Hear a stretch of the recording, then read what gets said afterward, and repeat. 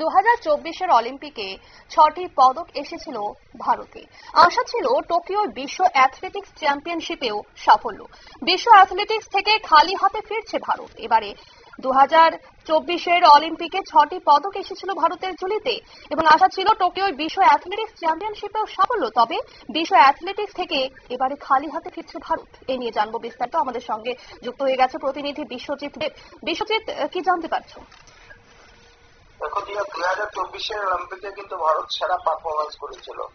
সেখানে 6টি পদক এসেছিল ভারতের ঝুলিতে। স্বাভাবিকভাবেই আশা ছিল ক্রীড়াপ্রেমীরা যে টোকিও বিশ্ব অ্যাথলেটিক চ্যাম্পিয়নশিপে সাফল্য পাবে ভারতীয় ক্রীড়াবিদরা, কিন্তু সেখানে শুধুই ব্যর্থতা। 6 বছর পর বিশ্ব অ্যাথলেটিক্স থেকে খালি হাতে ফিরছে ভারত। নীরজ চোপড়া থেকে রামবাবু অনেকের থেকে পদকের প্রত্যাশা ছিল, কিন্তু ভারতের হয়ে পদকের সবচেয়ে কাছে এসেছিলেন জ্যাভলিন থ্রোয়ার সচিন যাদব। তিনি শেষ করেন চতুর্থ স্থানে। অন্যদিকে ক্যারিয়ারের সেরা পারফরমেন্সেও লং জাম্পে পঞ্চম স্থানে শেষ করেন সর্বেশ কুশারে।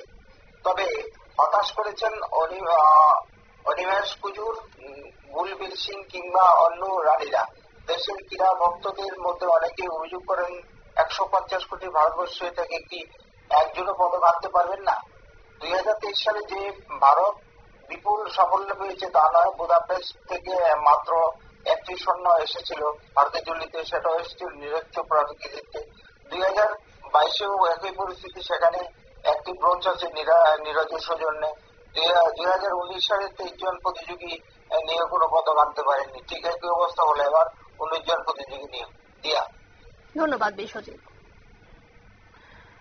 আপনারা শুনলেন ভারতীয় অ্যাথলিটরা এবারে বিশ্ব অ্যাথলেটিক চ্যাম্পিয়নশিপে কিন্তু এবারে খালি হাতে ফিরেছে। তবে 2024 সালের অলিম্পিকে ভারতের 6টি পদক জিতলেও বিশ্ব অ্যাথলেটিক্স চ্যাম্পিয়নশিপে কিন্তু কোনো পদক জিততে পারেনি ভারত। নিয়ে নিচ্ছে ছোট্ট একটি বিজ্ঞাপন বিরতির সঙ্গে থাকুন।